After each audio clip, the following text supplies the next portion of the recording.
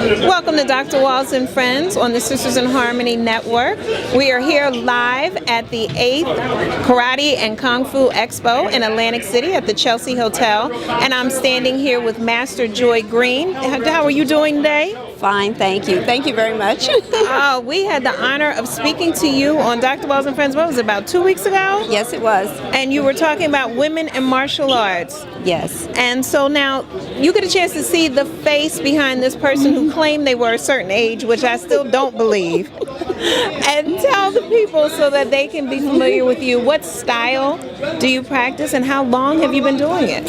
I do Wing Chun Kung Fu. I've been doing it for over 30 years. I also do Wushu, Tai Chi, and Qigong. All right. Yes. And I just had the opportunity to watch you do a demonstration, and I'm amazed. Now, what was that you were doing? Okay, that's what Wing Chun calls like one of their higher forms when you're able to practice the Selim Tao on one leg. Yes. And they say that's when you're really high up in the art, okay? And the other part of the art that they say is really high up is when you learn the Zhong, the Ma Fong Zhong, and then also when you learn the butterfly knives, and then also when you learn the Guan. Wow. It was amazing. I don't know how long you were standing there on one leg. It put me in the mind of a crane. And I just said, I cannot believe, and I'm looking and I go, did she switch her leg? No, she didn't switch her leg.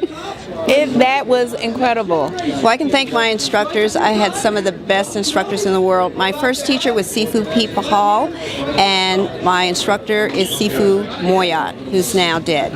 Okay, and his teacher was Ship Man. So we were very, very fortunate. We've learned Wing Chun in a nice, pure, good way, and we've been taught excellently. Now, did I hear today that they said Wing Chun was started by a woman, or was that another form? That's exactly right. It was started by a monk in the Shaolin Temple. Her name was Nimu, and she taught it to Wing Chun, Gim Ming Chung, because she was trying to protect herself against someone who was trying to force her to marry her.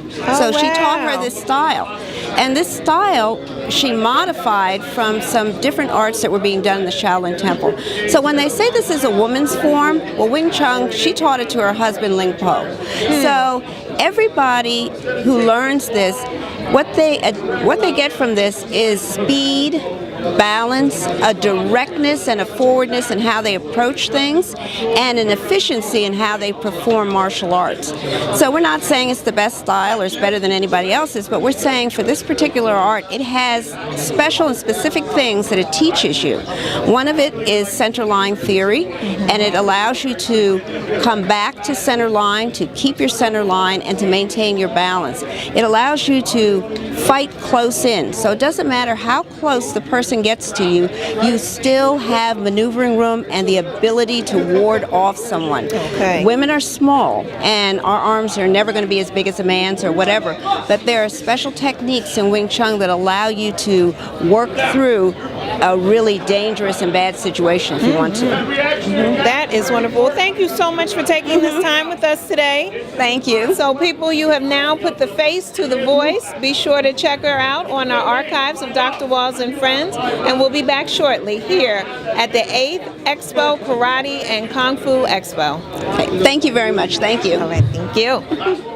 Sensei Elisa Greene, how are you doing? I'm doing good. How are you? Wonderful. I'm so happy now to introduce you visually because people heard you on the radio a couple weeks ago. Right. That was awesome. Yes, we had a great conversation. Now tell the people, how did you get into martial arts? Well, I've always been interested, and my mom does it too. She's been doing Wing Chun for 34 years now. But I've always been around it, and I just always loved martial arts, you know, and I've also seen the Shaw Brothers movies, and that also sparked my interest in it. Mom said I was a natural because as soon as I watched the movies, I would try to do it and stuff like that. So when I was about 14, I was able to have a chance to do it at the Boys and Girls Club to do Ishirin Karate. That was actually the first system that I did.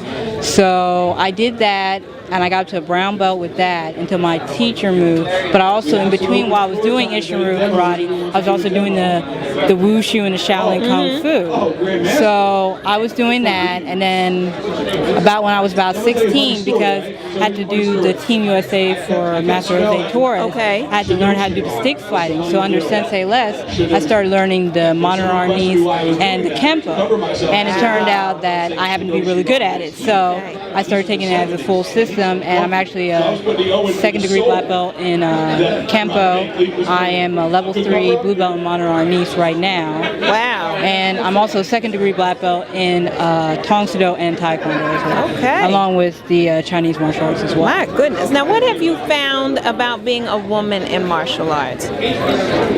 What do you mean by Would you say, and what I mean by that is a lot of times we see a lot of men. We don't see as Yes, that many is very women. true. And it makes it hard on the women who are good to perform because they're like, oh, well, a man's harder at this style, so they're going to automatically get it. So we have to work harder.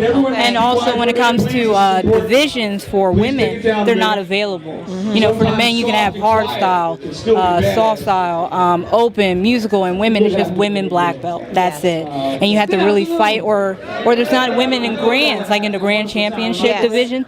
It's rare. Like the last few times, I was the only woman in my... Yes, you were. Yes, I was. But, you know, you really have to work hard, and you have to show that even though we are women, we can still do it as good or even better, or whatever it may be. And you can do any of the styles to do it. Well, that is wonderful. Now, are you also teaching as well? So if people wanted to learn from you? Yes, I am. And what's the best way for someone to get in contact with you? You can contact me through my email. I'm going to spell it out for you. It's LUGIASE@gmail.com. You can email me. Is my phone number okay? Okay, here's my phone number, 609-556-5116. You can call, text me as well. You can email me. It doesn't matter. I will respond. Right. Is there anything else I need? That's all. That's pretty much it. That's pretty much it. I gotta let her go. I don't want her to fight me because I won't be able to fight back. All right. It was so nice talking to you. Thank you so much. It was so nice talking to you. All right. We'll be back shortly on Dr. Walls and Friends. Thank you.